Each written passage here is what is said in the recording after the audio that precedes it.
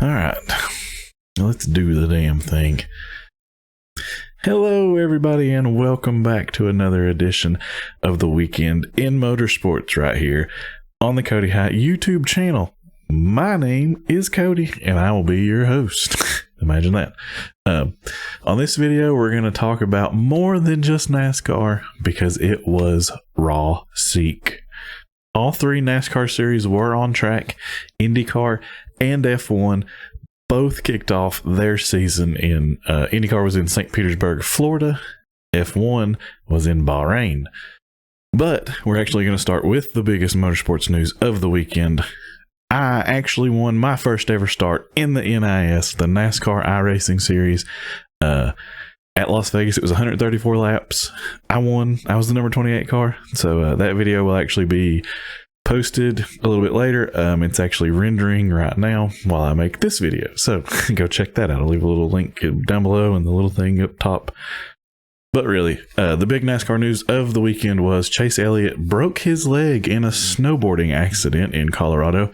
He actually ended up having a 3-hour surgery to repair his broken leg, and he's expected to miss somewhere around 6 weeks is what they're saying now.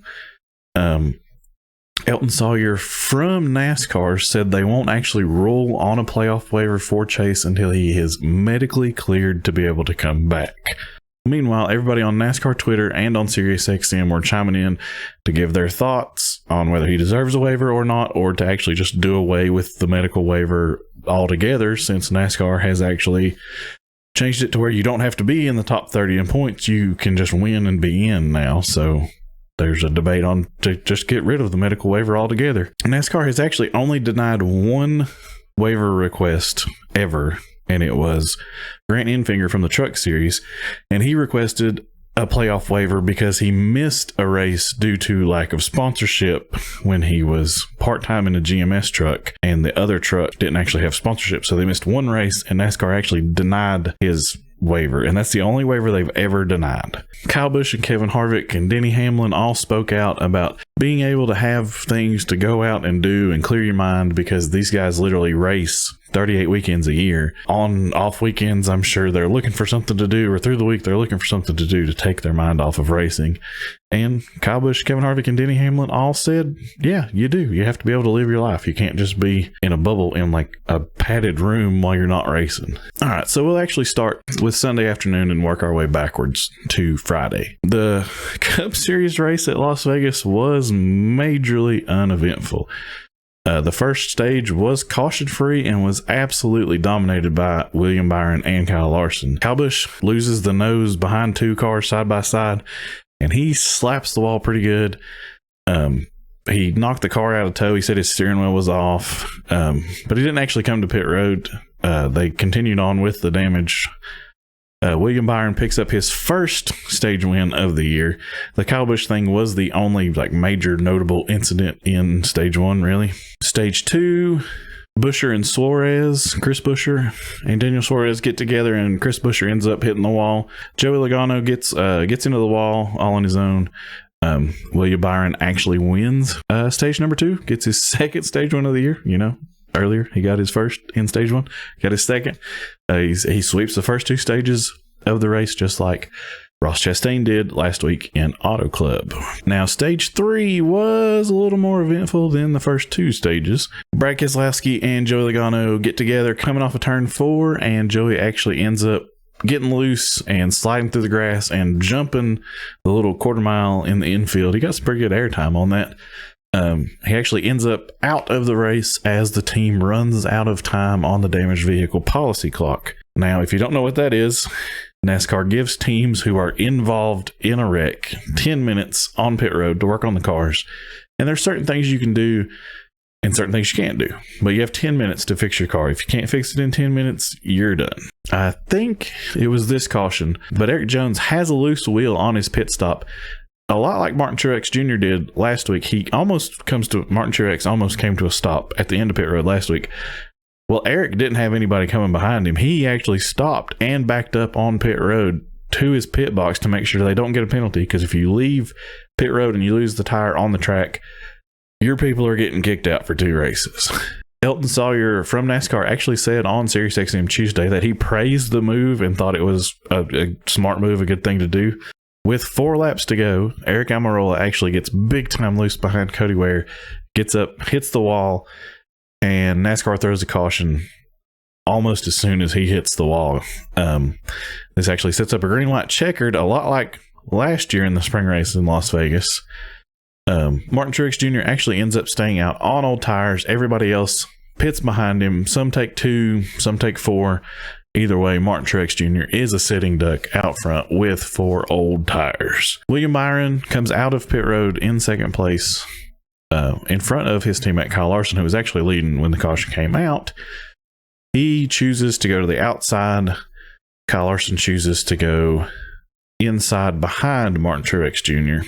Truex ends up getting swallowed up coming off of 2. Larson and Bowman end up putting him 3 wide. There's a major crash on the backstretch. Ryan Preece, AJ Allmendinger, they get involved. Their cars are pretty much destroyed. And William Byron holds on to sweep all 3 stages of the race. He joins Ricky Stenhouse Jr. and Kyle Busch as drivers locked into the playoffs. Kyle Larson was asked about the caution coming out with 2 to go, and the first thing he said was, damn. It was actually the 3rd ever Hendrick 1-2-3 finish. Byron, Larson, and Bowman sweep the podium. The next Cup Series race is this weekend, March 12th in Phoenix. All right, now on to the season opener for the IndyCars. The NTT IndyCar Series got started with a bang on the streets of St. Petersburg, Florida. There was an absolutely massive crash on the first lap, first couple of corners. It brought out the red flag. It was such a crazy wreck. I'll show some replays here. Scott Dixon gets into Felix Rosenquist inside the top 10, and Felix got bumped out next to the wall, and it caused kind of a stack up behind them, but they were also kind of unrelated incidents. It was a crazy first lap. Castroneves, Ferrucci, DiFrancesco, Pagano, and Robb were all collected in the incident. Helio gets out of his car, and he looks like he's limping. He limps over to Simon Pagano's car, and Simon looks like he's got the breath knocked out of him when he gets out of his car. Devlin DiFrancesco actually gets launched into the air after getting T-boned by Robb. Connor Daly has one of the craziest near misses I've ever seen, like squeezing between the wall and a car, getting T-boned and flying into the air. So after they get all that cleaned up, after the red flag, Roman Grosjean, he qualified on the pole, and he actually dominated the first part of this race. Scott McLaughlin actually comes out in front of Roman after green flag pit stops. He takes over the lead. He leads for a bunch of laps, and then there's a single car caution. Connor Daly gets punted and blocked the track, and I think the car died, so they had to restart him. He loses a lap in that incident. I don't think he was a lap down from the first incident, but he ends up losing a lap. That bunches the field back up, brings Roman Grosjean and Scott McLaughlin back together to battle for the lead once again. And then there's actually another massive, absolutely massive crash with a car going over another car. Rinus VK gets the forearm shiver into the tires. The cars behind him are so close they can't avoid him. Kirkwood ends up going over the back of Jack Harvey, and I'll show that replay here too. The back end of his car is like 8 feet in the air. So after that, I think right on the restart, Graham Rahal misses the apex and almost gets into the tires, just barely missing the tires. Colton Herta gets put into the wall by Will Power. They were battling hard, and Will missed the apex and got in the side of Colton, put him in the wall, knocks Colton out of the race, and Will actually gets penalized for the incident for avoidable contact. The green flag pit stops happened. There was a long enough green flag run to have pit stops. Roman Grosjean pits before Scott McLaughlin, and through the cycle, Scott actually comes out directly in front of Roman. They're nose to tail coming off a pit road, and neither one of them gives an inch, and they both end up in the barriers, and Roman's day is over, and Scott's day is basically over because he loses a lap, but Roman has enough damage to where he can't continue. With that Roman Grosjean incident, that means all 4 of the Andretti Autosport cars end up with damage. Not a very good day for Andretti Autosport.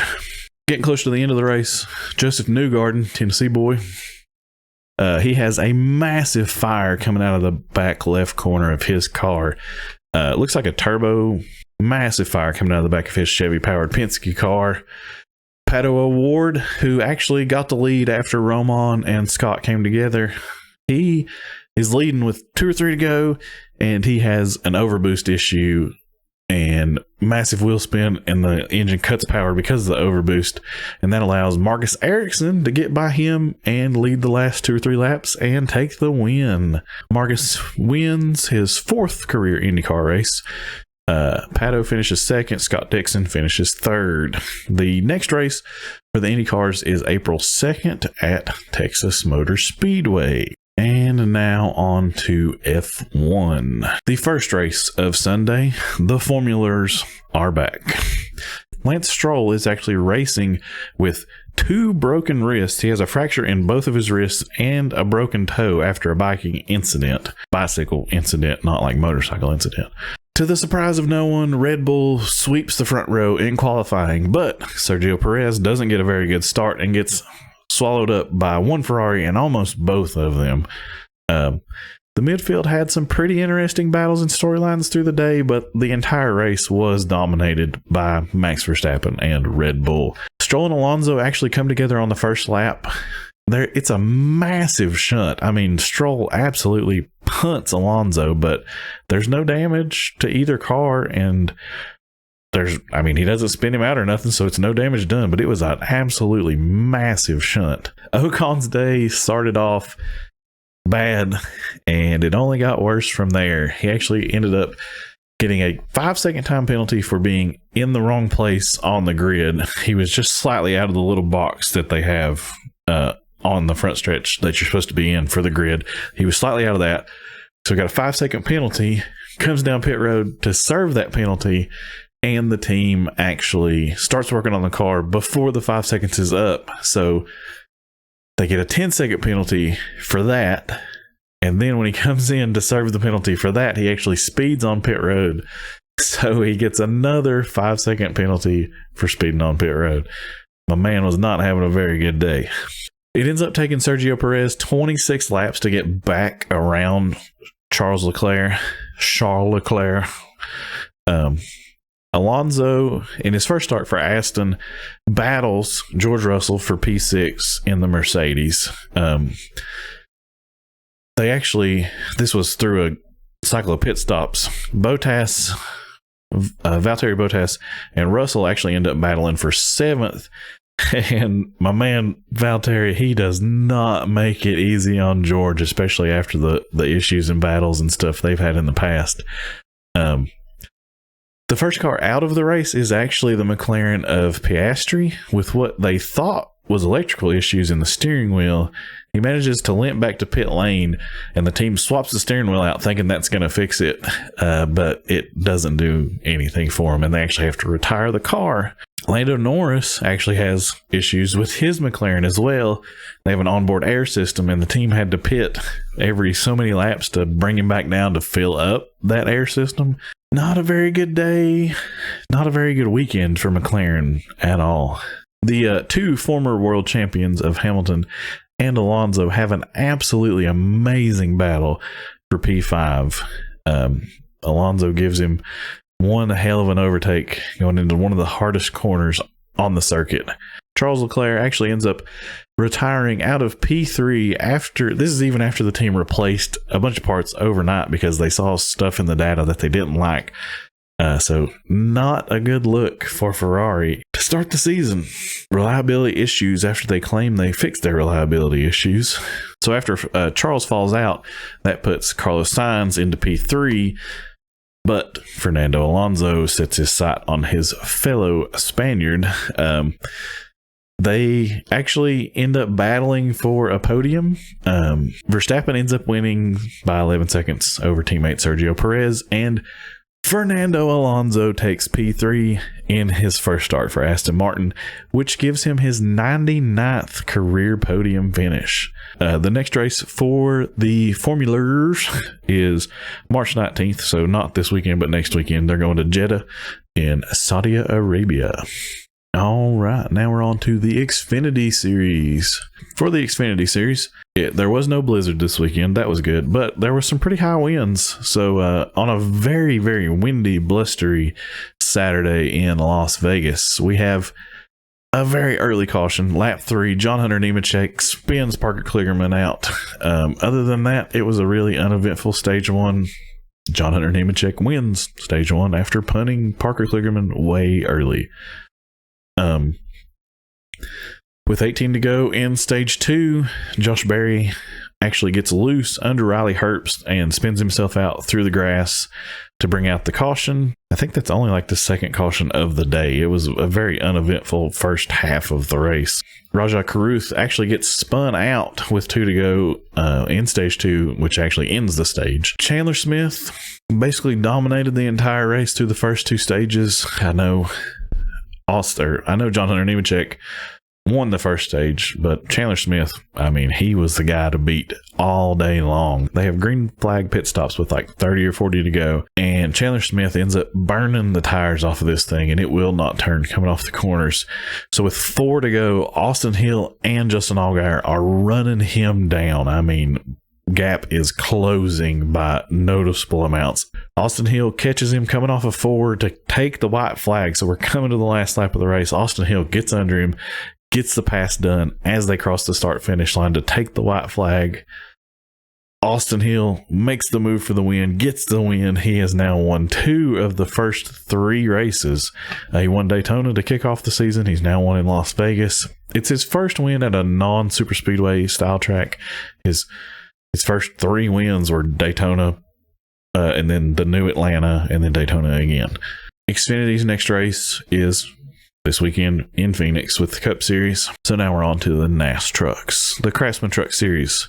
This was the start of the hunt for Kyle to sweep the weekend, and it started off well. We had an early incident for Brett Holmes. He hit the wall, and then he cut down a tire because of the damage hitting the wall, so he hit the wall again. It was actually a really weird race. Some pit crews actually arrived in the middle of the race after they had plane troubles while they were trying to leave Charlotte.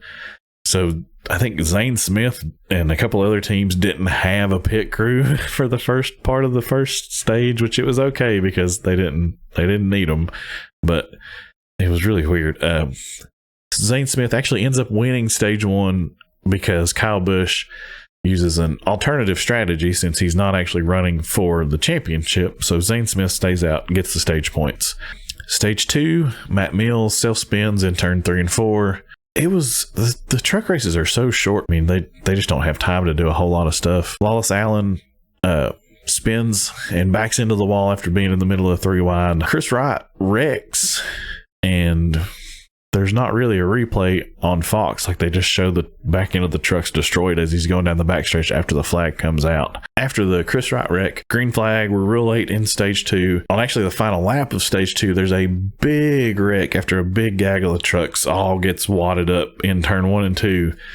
Christian Eckes is on the outside, Haley Deegan's in the middle, John Hunter Nemechek's third, and then I think there's another truck inside of them. And John Hunter squeezes up into Haley Deegan, and she gets loose and takes John Hunter out with her, and they actually collect Ross Chastain in this incident. The alternative strategy pays off for Kyle Busch as he gets another win in his hometown, and his first win after Kyle Busch Motorsports makes the switch from Toyota to Chevy this year. Zane Smith finishes second. Ben Rhodes comes home in third. Corey Heim was fourth, and Ty Majeski was fifth. The next truck race will be on the new Atlanta Motor Speedway on March 18th, which is not this weekend, but next weekend. And that's going to be it for this weekend's Motorsports recap. Like I said, the Cup Series and the Xfinity Series will be the only 2 on track this weekend in Phoenix. IndyCar's off until April, F1's off until next weekend, and the Truck Series is off until next weekend. So that's it for this week. I'll see you guys to recap Phoenix for the Xfinity Series and Cup Series next week. I hope y'all enjoyed it. If you did, hit the like button, subscribe, ring the bell, do all the stuff on YouTube that you need to do to keep coming back, because I'm going to try to do this every week, all season long. I really appreciate it. But thanks for watching. I'll see you guys out on the track next time. Peace.